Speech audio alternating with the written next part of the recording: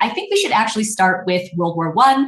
Slavoj, welcome to the show. I know that you have a lot to say about the Russian Revolution, and I definitely want to specifically ask you about the period between February and October in a minute. But we were talking before the show, and you mentioned that it's basically impossible, of course, to understand the events that we'll be talking about in a minute without talking about World War I. So when we're thinking about the Russian Revolution, where should we begin, and why should we start with World War I? Because we tend to forget today, obsessed as we are with Hitler, World War II, Holocaust, and so on, that how important World War I was. Before World War I, only in Western Europe, of course, there was for 50, 60 years a period of relative peace, progress, even gradual good reforms. Bismarck, of all guys, in Germany, introduced first retirement plans, elements of social security, suffragettes, feminist movement in United Kingdom, and so on. And the enigma, even today for historians, is how comes that then, all of a sudden, 1914, it exploded into a tragedy. Of course, this tragedy was preparing itself from before. But here things get complex. Do you know that for 20 years before 1914, even more, everybody was talking about possible European conflict, but nobody took the possibilities seriously. It's kind of, rationally you see it may happen, but you don't believe it really can happen. Although, on the other hand, there were some absolute geniuses, and since usually people dismiss Engels as, the poor stupid guy, Marx, the true genius, one should emphasize here, and maybe I even already mentioned in some previous shows here, but because we, the remaining half Marxist, whatever you call us, like to we are often reproached how, okay, some interesting theories in Marx, but usually they are a mess as far as we go into empirical predictions. Do you know what absolute genius Engels was? In a letter from 1882, he wrote to a journalist that the way things look, in a couple of decades, there will be an all-European war. The cost will be 10 million lives, dead corpses. You know what's today the official number? 9,800,000. Then he said that Germany will probably lose, and it will be France and United Kingdom against Germany, and on the other side, Russia against Germany.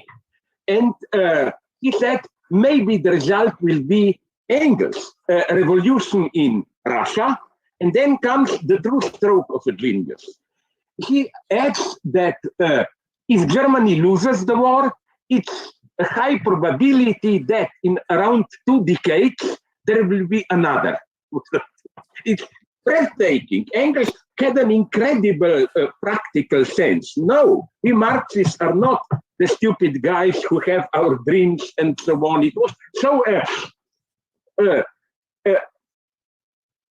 all this, even Lenin saw this clearly, that there is a chance. He was nervous. Although at the beginning, we must admit, Lenin was surprised. We all know the well-known story of the big betrayal of European social democracy. A part of 2 parties, Russian Bolsheviks, and one must say this because we all know when you say Serbia, you think about Milosevic and so on, and Serb social democrats were the only 2 social democracies which voted against war credits, didn't fall into this patriotic torrent, whatever. So you know the story. Just to get it clear what a surprise this was for him, that when Lenin got the German, he was already in Switzerland, I don't know where, the newspapers announcing the German social democracy voted for the war credits, he was sure that these were fake news. that secret services printed these newspapers, that it couldn't happen, and so on and so on. But then Lenin did what in the moment of deepest crisis and defeat every great leftist does. He moved to a secluded place, Switzerland, and begin reading Hegel, among other things. No? And Etienne Balibar, in a good analysis, demonstrated how it's a nice paradox, what we usually perceive as Lenin's opportunism, like we should never forget, but we'll come to this later, that Lenin knew how to analyze the situation and find weak links. Like for Lenin, the motto was not proletarian revolution. The motto was peace and freedom, freedom and land to the farmers, and so on. You know, so he saw an opportunity, Lenin. Especially, he saw the big failure of the social social democracy.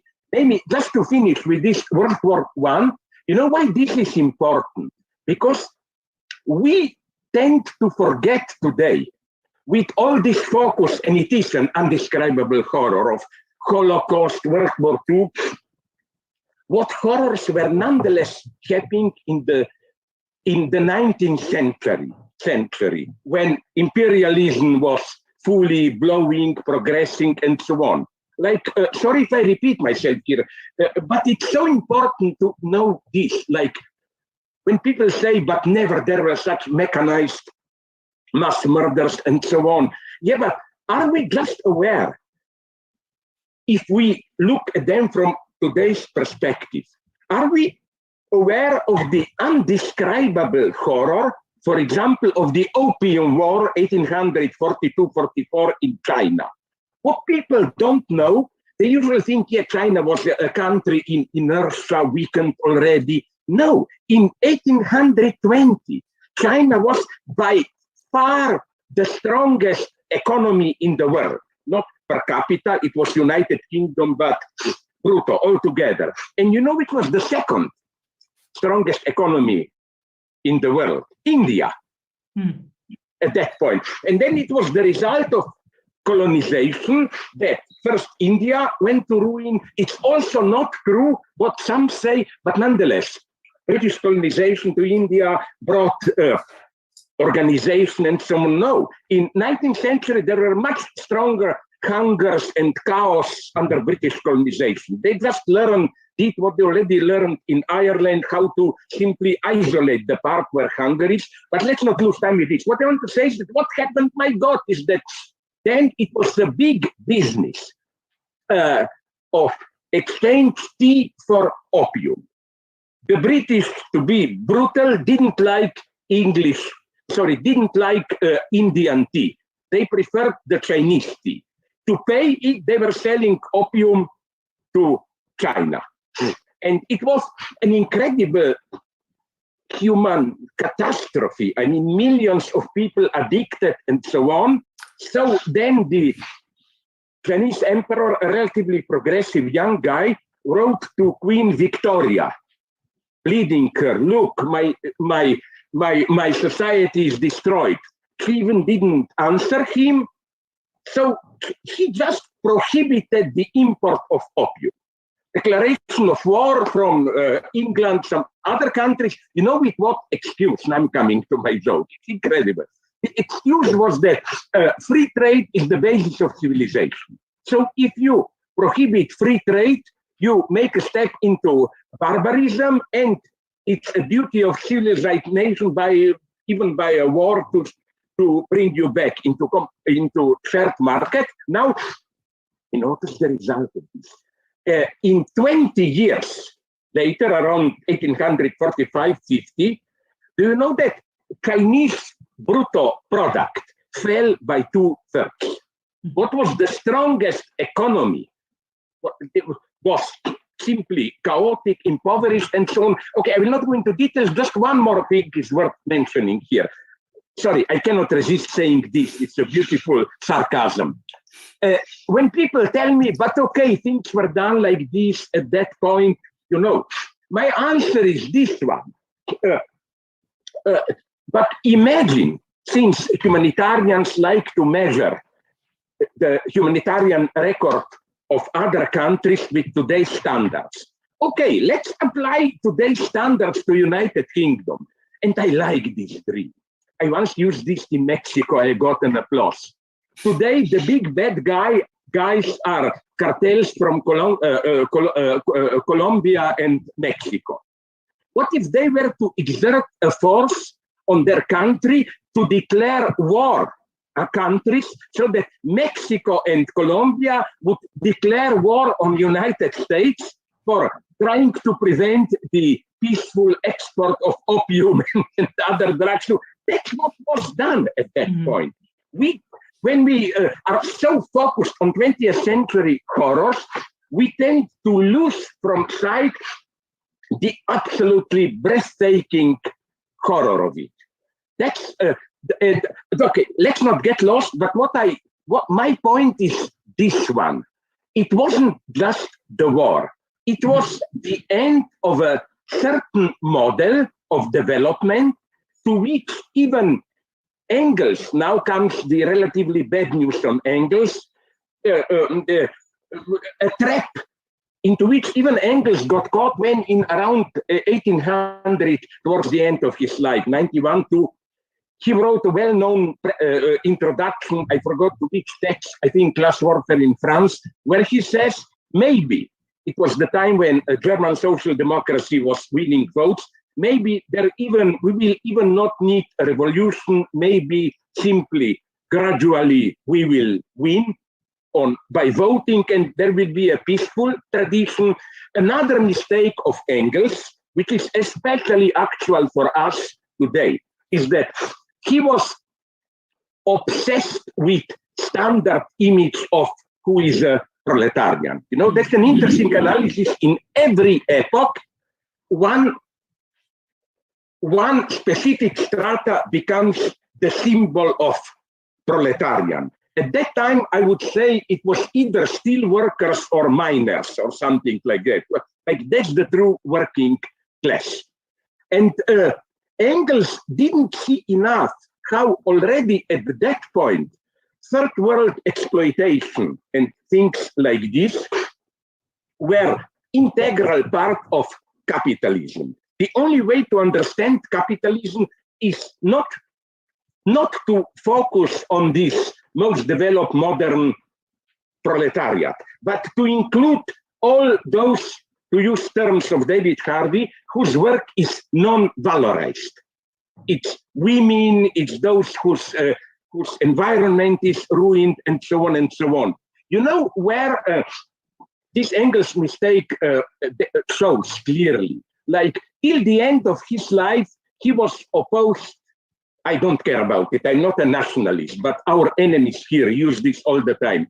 Engels was opposed to too much freedom for Southern Slavs, Slovenes, Croats, and so on. In a way, he was right to oppose it, because all European left remember how, without the interventions, not so much of Russia, as also of Croats, Slovenes, who were on the emperor's side, the 1848 revolution may even had a chance to succeed. But what Engels thought, as he wrote, I don't care about Southern Slavs there, I only worry about them so that they will not prevent the success of another revolution with Europe. For Engels, the big point was the liberation, self-emancipation of the working class. And I think all this traditional, one has to say this, Marxist vision was also interrupted, disintegrated with World War I. It wasn't, this is just an aberration, then we will get back to the old class warfare and so on and so on. No, everything changed. And I think Lenin clearly saw this, that it's not just a short break, then we will return to old social democratic struggles and so on and so on. Lenin saw the fundamental change, and what is so interesting in Lenin is that he didn't regress already, the relatively early Lenin, into some kind of a primitive anti-Euro-centric idea of Europe as such is corrupted. No, even towards the end of his life, when he saw the desperate situation in Russia, Lenin says, let's not dream about building socialism. Our task today is just to bring, he even says in Eurocentric terms, you know, a little bit more of European civilization and so on to Russia and so on. But what Lenin clearly saw is that World War I was a break, that everything changed. You know, and this is, if I may slowly progress now to your question, this is what guys whom I otherwise respect, even if they hate me, like Noam Chomsky, don't see. I remember listening to an interview by, or even a podcast by Chomsky, who, as typical liberal leftists, says, Bolsheviks were a small group who did a coup d'etat.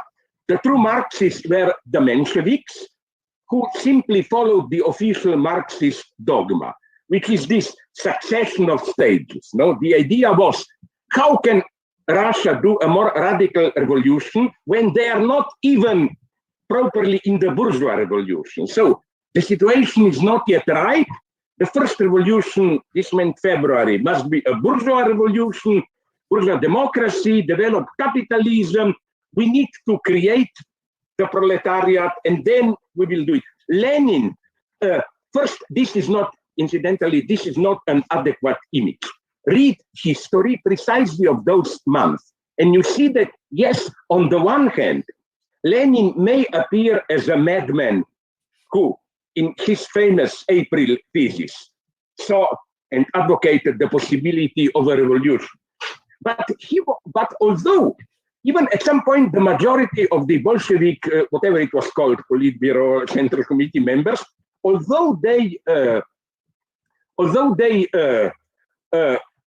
were Bolsheviks for revolution, they thought Lenin is going crazy. Even his wife, Nadezhda Krupskaya, wrote to I don't know whom, is Vladimir Ilyich getting confused with the psychiatrist and so on, you know.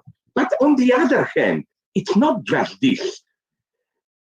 There was a magic moment when Lenin, far from being an isolated madman, building his paranoia construct revolution, got support from the base. There was so much desperate misery. People were so desperate that you couldn't tell them, look, guys, your time didn't yet come. Wait a little bit. It's in the next, you know, Lenin was here, although he would probably never admit it. Lenin was here already thinking at the level of Walter Benjamin, that the big thing is, this was Benjamin's big obsession, to get rid of these gradual phases of revolutionary movement. First this phase, then another phase. No, that's what Lenin learned from Hegel, who is usually dismissed as the great madman of everything conceptual. No, precisely this contingency and non-contemporaneity of philosophy, of historical development. Yes, there are phases, but sometimes contradictions get condensed in one situation, and then Lenin, in a way, saw, although I'm also very critical on Marx, but Lenin also saw how, if in the long term you want to promote proletarian revolution, if you want to be faithful to this, moments come where the only thing to do is to say no. Another struggle is at this point crucial, more important than the proletarian struggle. And to cut short, don't be afraid that I will go on and on. That's why what Lenin made mistakes, we can talk about this later, but what I admire about him at this point at the beginning before and then immediately after October Revolution is that he was not in this empty sense, but effectively non-dogmatic. Do you know how many parts of the official Marxist evolutionary dogma he violated? He made the revolution again by appeals to slogans, peace, land reform, and so on, which even had nothing specifically Marxist about them. But he saw at that point, that's how you mobilize people. So this is what I see, this great in Lenin. This was an immense achievement, whichever horror later took place on behalf of Lenin. Yeah. This absolute distrust of simple evolutionary logic, like step by step. No, Lenin saw clearly what now some post-colonial guys like to emphasize, that at some point, even conservative forces, not conservative in the bourgeois or feudal sense, but in the sense of old local traditions, can serve as a support for a radical break with the present. Because we should never forget that capitalism is not only trying to thwart every radical step forward, but it's also immensely destructive, as it were, backwards, towards traditional forms. Lenin saw clearly all this. So this insight against evolutionary logic and this incredible sense to grab an opportunity. Lenin was, as Lukács, who is also reproached for being dogmatic, in his book After History and Class Consciousness, Lenin points out, Lenin is precisely not this evolutionary thinker, general logic of history, let's do. No, Lenin saw clearly that there is a unique chance in Russia, and that if they, Bolsheviks, miss that chance, the cause will be lost for decades, 30, 40, maybe 50 years, and so on. This is what I admire with Lenin, and I will tell you why, and then I will stop. Because I think something similar happened in 1990 in Europe. The decline or disintegration of these European communist regimes, I had no sympathy for them, but remember that at the same time, social democracy as we knew it, welfare state, and so on and so on. And we need a similar, I know the term is crazy, radical opportunism today. Radical in the sense of we don't abandon, not by a bit, our goal, but opportunism in the sense of you look around, you see where contradictions are, you grab the situation. That's the incredible sense needed more than ever today of Lenin.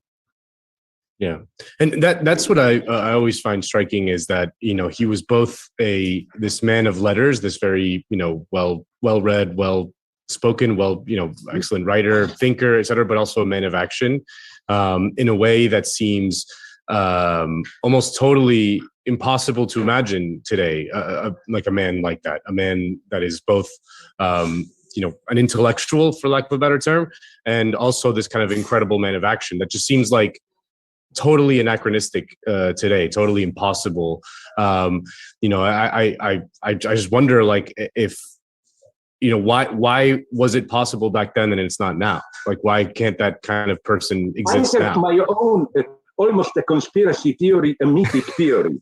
You know that at that point, especially the middle of Europe, a little bit of Paris, Germany, Vienna,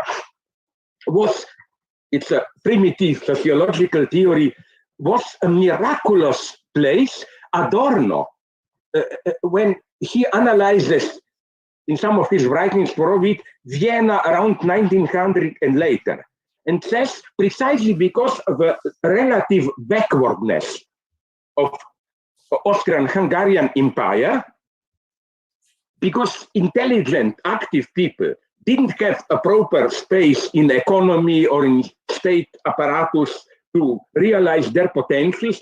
You have this incredible explosion of geniuses there. Freud, modern painting, social theory, physics, Einstein, and so on and so on. That it's, again, Lenin would have loved to do this analysis of how the very apparent backwardness of this Central European space, the backwardness which had its own traps, of course. Don't forget that Hitler is from this space. Don't forget that I learned this when I was in Linz, in the middle of Austria. Do you know that Hitler and Wittgenstein were visiting young Hitler and young Wittgenstein, the same high school, gymnasium there? And there is even a stupid theory, totally not right, that Hitler saw what a genius Wittgenstein is and out of envy became anti-Semite or whatever, you know. But I think you are pointing in the right direction. You see, that's the spirit of Lenin. Let's not say this is the progress of history. Oh, this is the most progressive part. There, thing will happen. No, sometimes the true break comes precisely from the less developed part. As even Hegel hinted and Marx knew, the top movement of philosophy 100 years ago was Germany, precisely because it missed the revolution, French Revolution, and so on.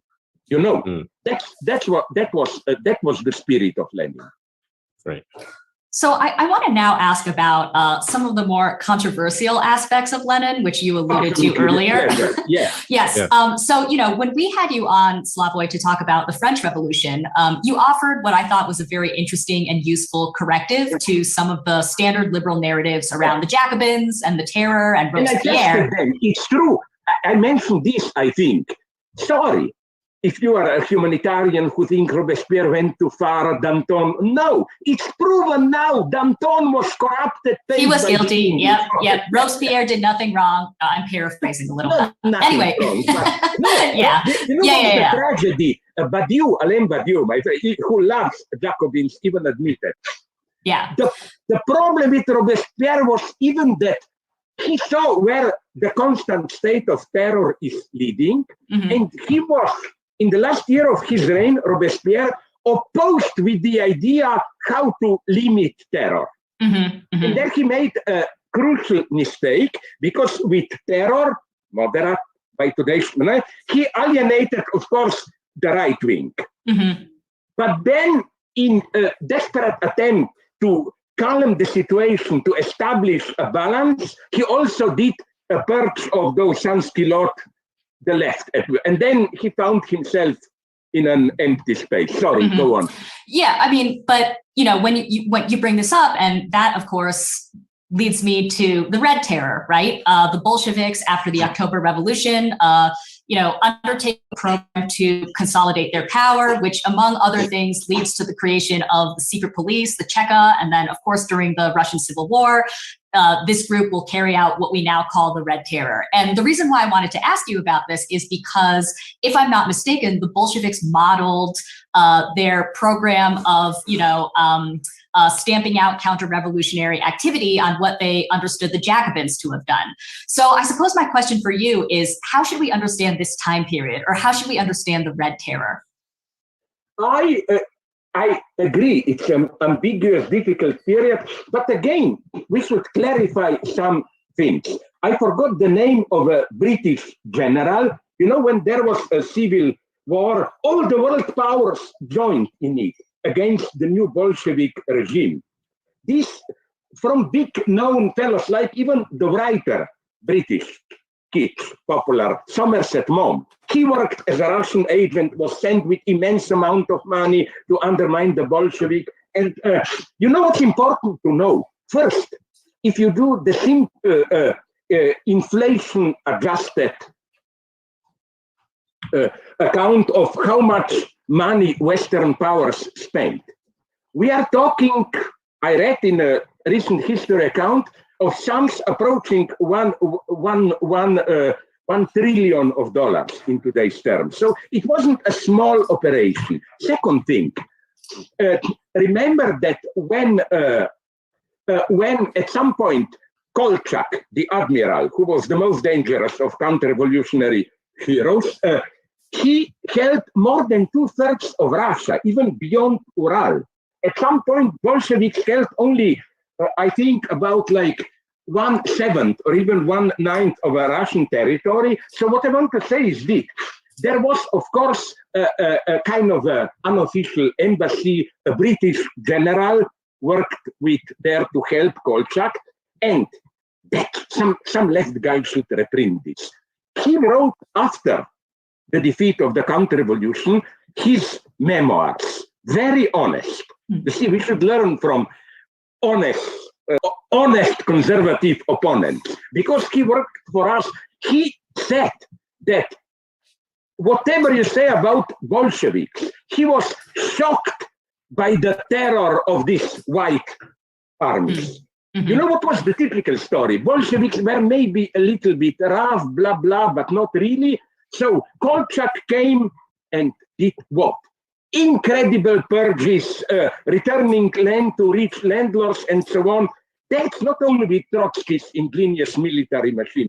That's how the Bolsheviks, and then today when anti-Semitism is prohibited, which is a good thing, you should especially note that one of the first books that in Kolchak territory, they started to reprint like crazy were, of course, the Protocols of Zion. You know, yeah. Kolchak is at the beginning of this idea of Bolshevik revolution is part of a Jewish plot and so on and so on. So again, what about the beginning of Red Terror?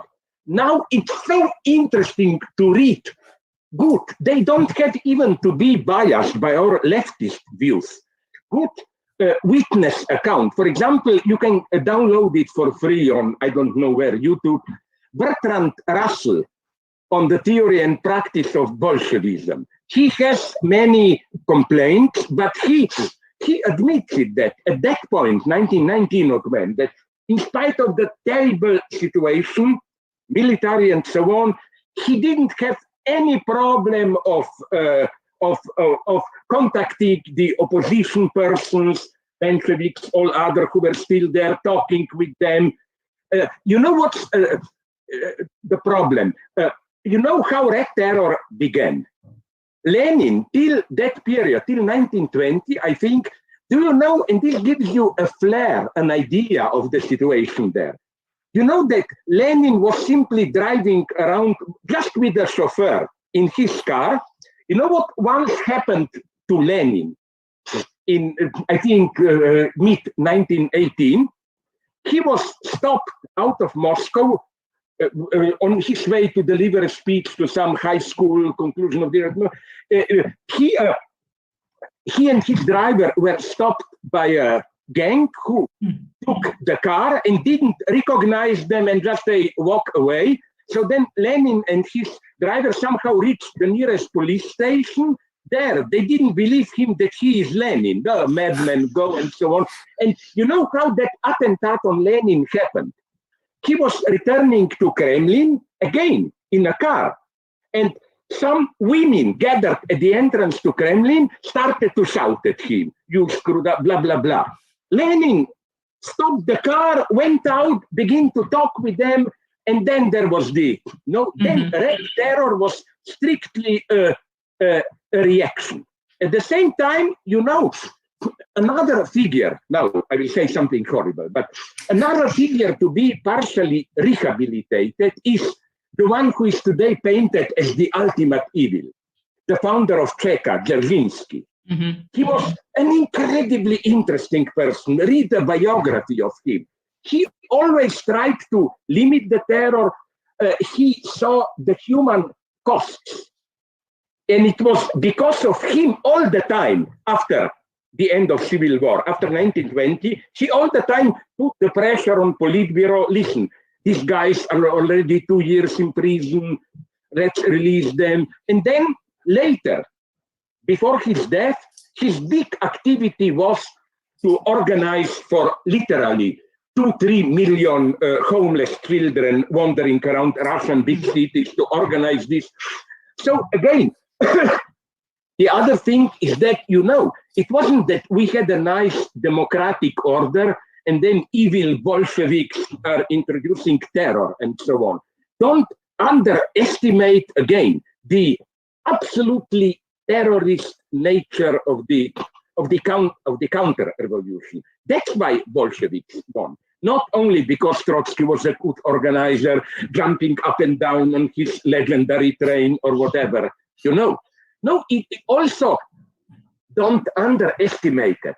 In spite of all distortions and so on, the, how should I call it, socially liberating force in sexuality, rights of women, and so on. It's breathtaking what happened then.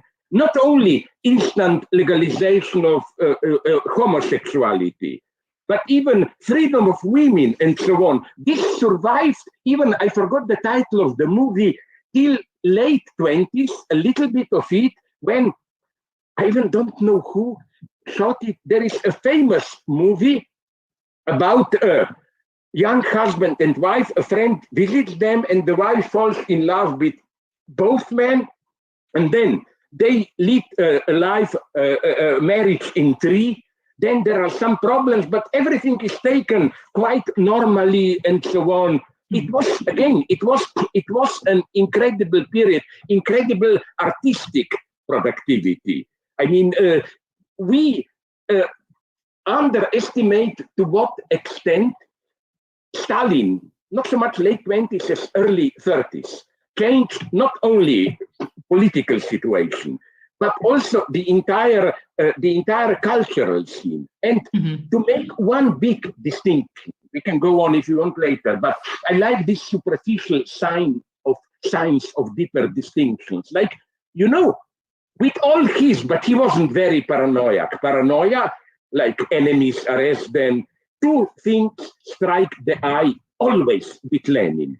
First, the lack of personal vendetta. When a guy lost, Lenin usually even tried to find a way to use him for another lower job or marginal position. He never had this vengeance spirit of now we have to kill him and so on. For example, all these are my bourgeois sources, my God. When I read a book on that philosopher's boat or whatever, when in 21, 22, they sent over 100 of academics to the West. And there was a guy on the list whom Lenin didn't like. And he asked Dzerzhinsky, what about that guy? Dzerzhinsky said, yes, he's somewhere in Ural, dying of some illness and so on. And Lenin instantly forgot about hatred and said, oh my God, help him, get him an additional, and even, it's an incredible story. Who was the main Menshevik, who was quite a charming person? He just did stick to this Marxist dogma, Martov. Lenin, to the end, remained warm towards him. Like when they sent a delegation in 22, I don't know when, to the West, and one of them met Martov, Lenin immediately asked, my God, how is the guy, and so on. So, and also, considering his paranoia, one can make such a nice distinction here. For Lenin, there were renegades, people who were once ours, and then they become traitors, okay. But in Stalinism, you don't have renegades. When, let's say, sorry, I like this sadism. Let's say I am Stalin and you are some Bukharin type. No. Stalin's logic is always, if you become now my enemy, it means you are secretly back all the time already the enemy. That's what Stalin did with Trotsky, Bukharin.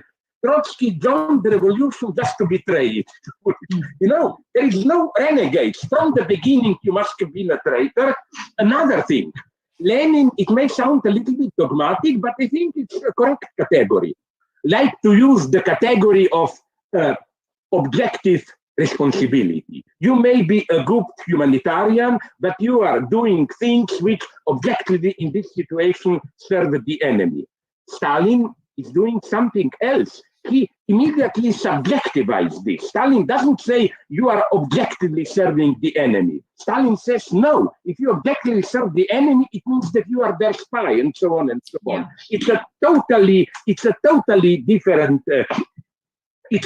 different logic. Now, I don't think there was a chance through some miracle, some Trotskyite friends of mine have this dream, you know, if only Lenin were to survive for 3 years more and whatever, and made a pact with Trotsky, the situation was so difficult that I don't think they had a great chance. I think, if you ask me, the most tragic moment of the October Revolution was precisely at the end of the Civil War, because then it was also the end of, let's call it, state of emergency, and there the real task began, how to build a new society. And it meant quite concrete things, like even at the level of, I don't know, manners, funerals, sexual habits, and so on, precisely these unwritten rules of everyday life and so on.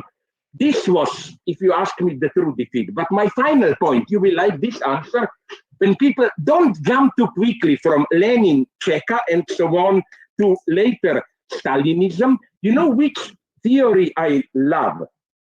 That the rise of the Soviet state as we usually know it and associate with it, you know, was precisely the result of NEP, new economic politics, which allowed for more freedom of capital even up to a point and so on. And in Stalin, you find already at that point some crucial passages where he says, okay, we made a compromise in economy, but not to lose power, we have to strengthen our state power, secret police, and so on and so on. So the paradox is that the rise of secret police terror is precisely the hardline Bolshevik post-Lenin reaction to this economic liberalization. Fear of, if we concede there, my God, we have to have other apparatuses to control. No, I think I'm not here an optimist. I don't believe in these magical stories and so on, but I think that nonetheless, we should treat even Stalinism in some sense as, how should I put it, a great betrayal, but our own betrayal. It happened to our side. In this sense, it's a true tragedy. Fascism, especially Nazism, it's not a tragedy. In what sense not? It is for the millions who died, but it's that, how should I put it, what is Nazism? Some people came to power, they said, we will do bad things, and look, they really did all those bad things, you know. But nonetheless, Leninist revolution was an authentic attempt at emancipation. And we have to analyze without any critical limitations how this happened. I am not afraid to go even back to Marx, who sometimes neglected the problem of social organization of work, in the sense that Marx sometimes gives this image of communism as a totally self-transparent society where, and it's not clear how, some organ or society, but now will organize and production and distribution. And Marx even very significantly often passes from plural to singular. He says, you know, in his famous part in Capital, I think, when he talks about different modes of production, and he begins with Robinson. And then he says, in communism, we return to Robinson. Only Robinson is no longer one alone, but some collective body and so on. So this is the trick to do it for us. The sport is not to, the game to play is not to blame Marx, you know, this eternal obsession. Where did it begin?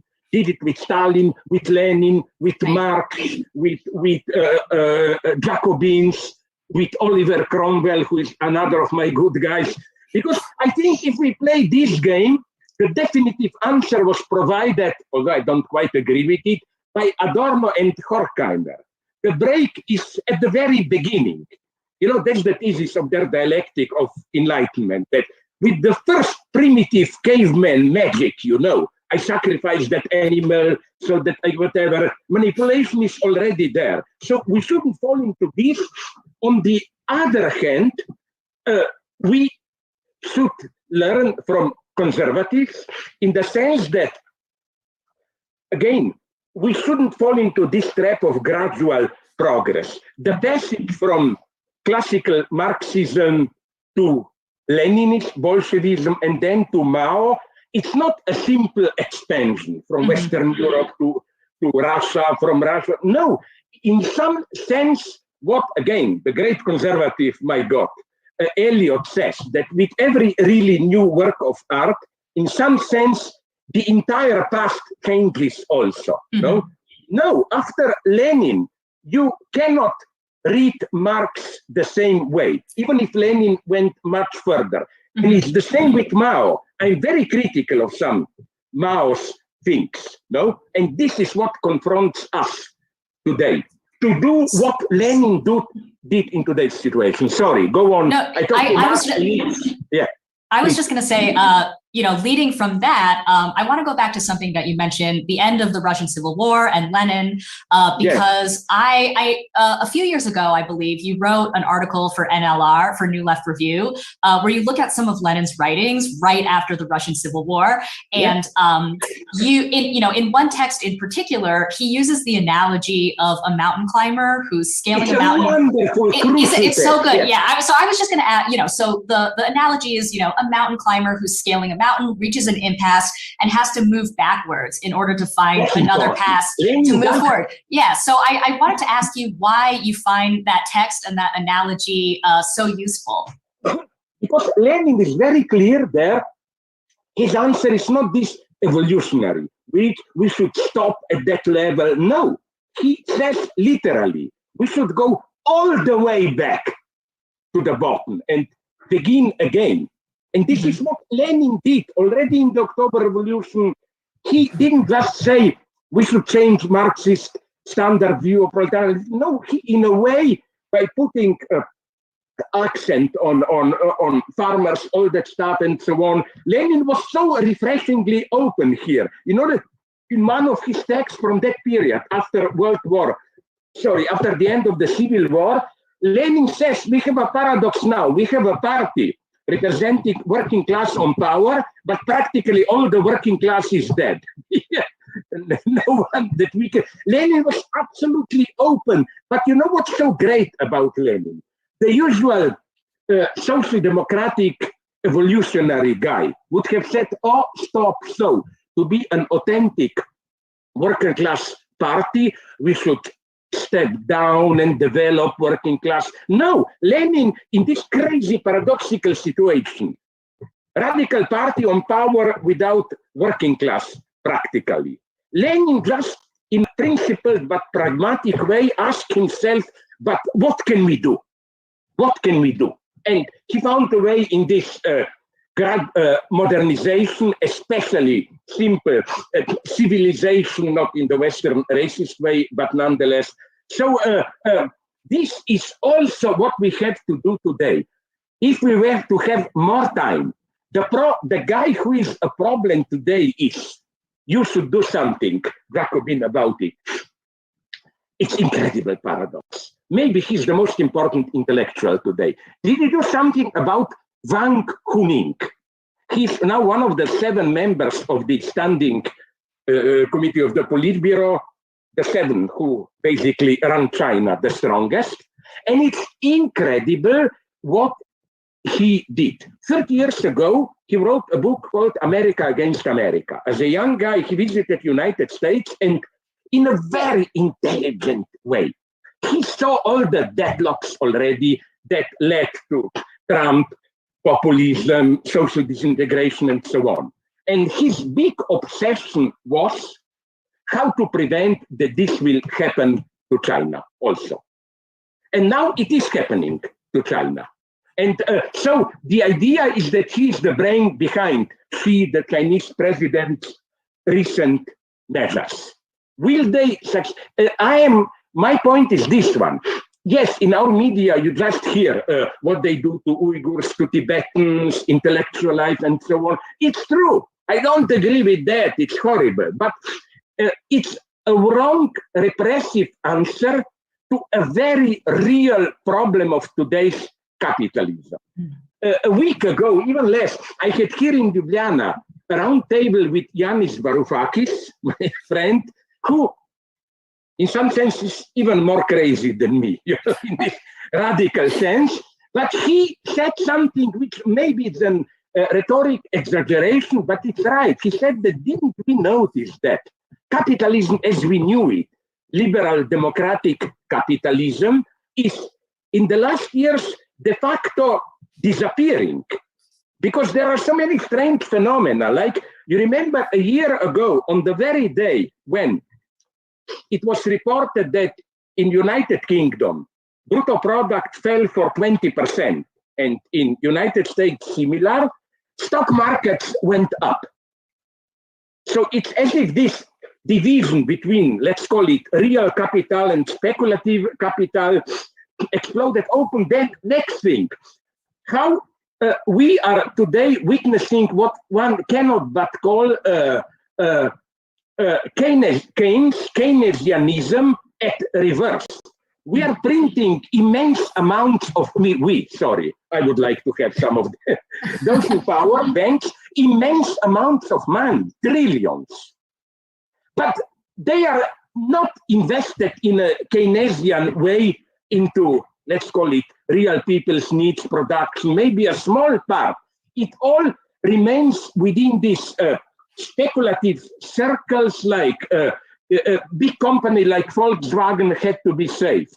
So Deutsche Bank gives $500 million, even more, to Volkswagen, who buys their own stocks. It all remains up there. So this thing then, there is, I'm not sure the term is correct, but it designates a real phenomenon. This so-called neo-feudal corporatism. You know, big corporations, which, as I developed in a couple of my books repetitively, are privatizing our commons. Like, if you buy books, the commons of books and so on, it's Amazon. The commons of private communication is Facebook, and so on and so on. And this is no longer capitalism as we knew it. This is a return to rent and so on. And Chinese are in some sense aware of this, that capitalism as we knew it is disintegrating. It's already tremendously changing now into something else. So that's how I read, and my Chinese friends confirm this. Extraordinary news that now, as part of this President Xi initiative, you know what they did? They opened in Beijing a new stock market exchange to deal with small dynamic companies and so on. It's as if the Chinese are doing an absolutely crazy thing to break this new, almost post-capitalist rule of big corporations. They are trying to make a pact with small dynamic capitalism itself, as if they saw it that the danger is so great of this new corporate rule. And I even understand, though they are doing it in a wrong way, what crazy things are happening there at the level of, it's not just this anti-corporate rule push for workers' equality. As Varoufakis reminded me, it's easy to just mock him as the new totalitarian, but President Xi said something wonderfully dialectical now a couple of weeks ago. He said that to listen at the intelligence insight, to raise the ordinary people's standards, we have to lower the growth, the rise of production. It's a very wise argument. So, as always, then I give you back word. I will finish with a dirty story which I like. You know that now in China, they prohibited what they call 996. Okay, dirty guy as I am, from my youth, we knew, although I didn't do it, you know what 6-9 means, mutual oral sex position.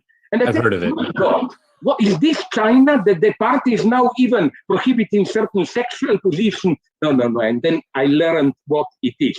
It's the practice imposed by big corporation. You work for 12 hours, 9 to 9 for 6 days of the week. So again, we may disagree. They do it in a authoritarian way and so on.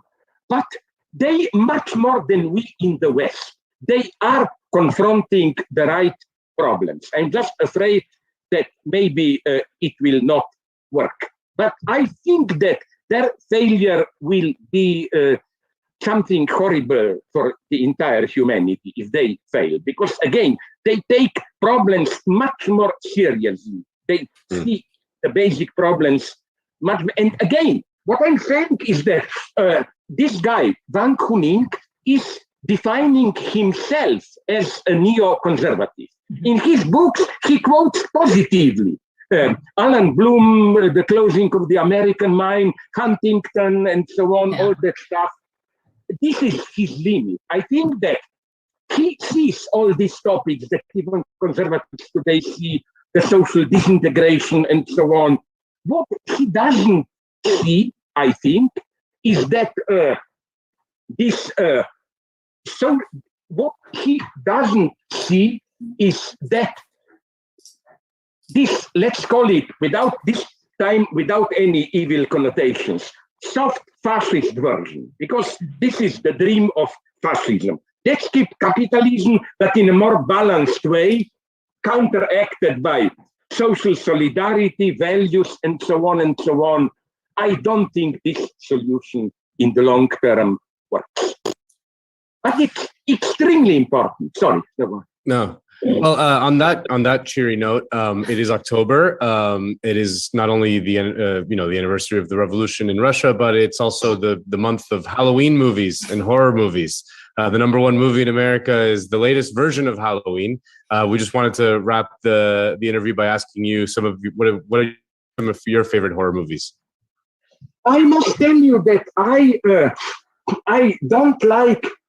So you know which one? Here I'm an old-fashioned leftist. Okay, I will give you my report on the class struggle scene in Hollywood movies. Yes, we know you love They Live.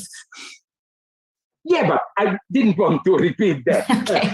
I wanted to say that first, this accident of Alec Baldwin, shooting a guy.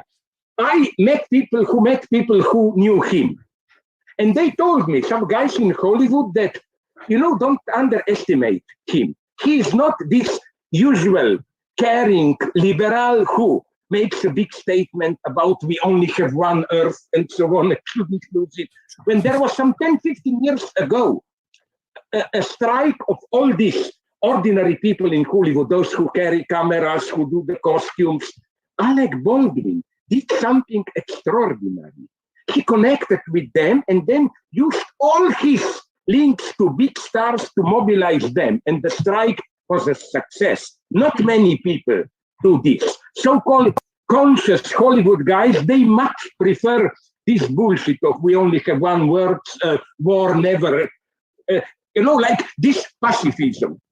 I hate pacifism. You know why? Not because I want war. But are we aware that when, for example, Israel said, we want peace, occupiers always want peace, and sincerely. Germans in 1943, they wanted peace in Europe. They had what they want. And it's the same on the West Bank. Of course, Israel wants peace, So again, I hate Alec Baldwin. Second thing, I now comes a more tricky point. But correct me, I think I even mentioned this in one of my texts for Jacobin.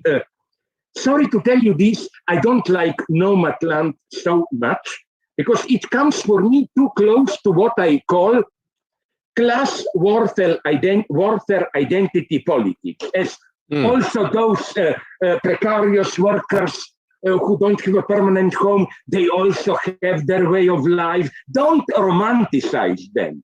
Their basic problem is not we want our authentic life. Their basic problem is they simply do not want to be what they are. It comes too close to this, So that one, it was so-so. I didn't like. Now you will see my fascist side, I must say. I don't know why, but, and I'm not kidding, there is something dark in me. I am afraid to see the movie because I was afraid that I will be disappointed by it. Yes, first another critique, this Squid Game or what, you know, there is something fake in it. It is apparently anti-capitalist, but it's anti-capitalist, like, you know, capitalism, we are in debt, blah, blah, blah. It translates it into a game, we participate in it, like its very form, how it stages capitalism, reproduces capitalism. It's the same problem I claim as with Handmaid's Tale, especially the TV version.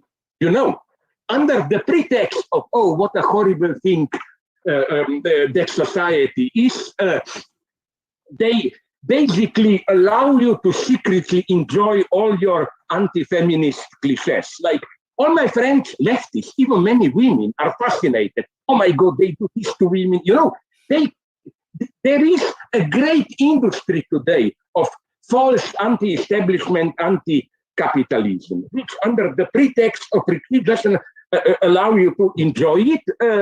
Okay, now the big question, it's ambiguous, the new James Bond. I don't like it too much, but it's interesting.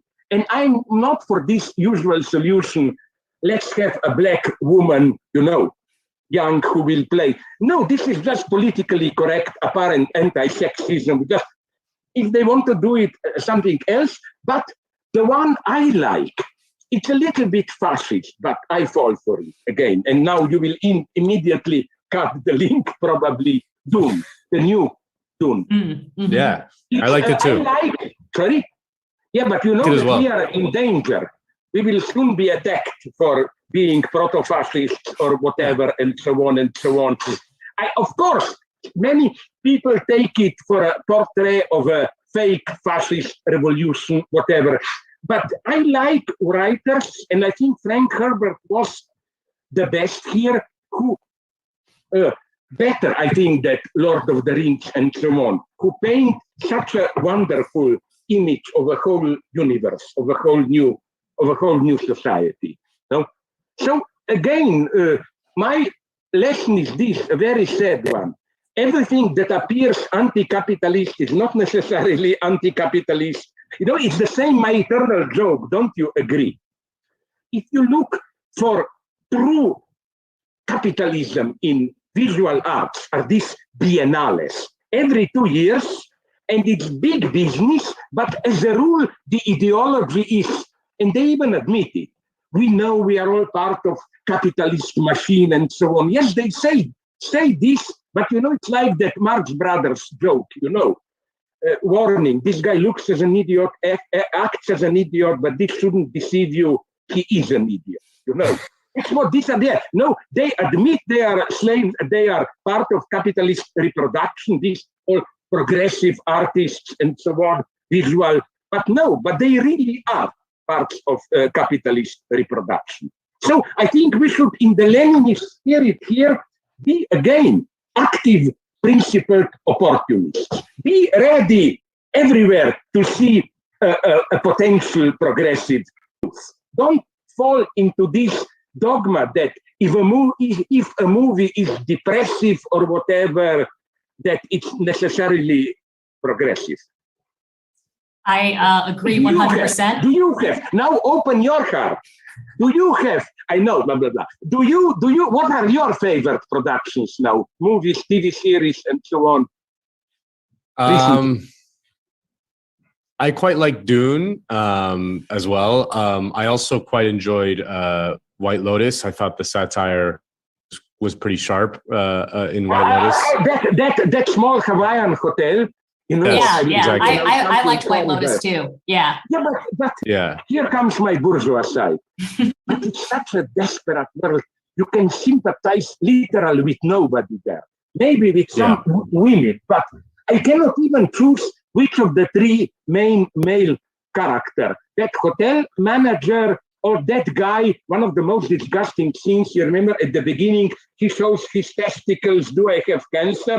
And the husband of that, the corrupted one, aren't they all so absolutely disgusting? And maybe there is still a bourgeois side of me. I want some nice nobody, but it's interesting. I think it's correct image of depression of our side, of our era. You know. Yeah. All right. Well, Slavoj, you have been very generous with your time. So I think after all whenever of that, you want, whenever you want, how can you say no to somebody who represents an organization called Jacobin? You know, like.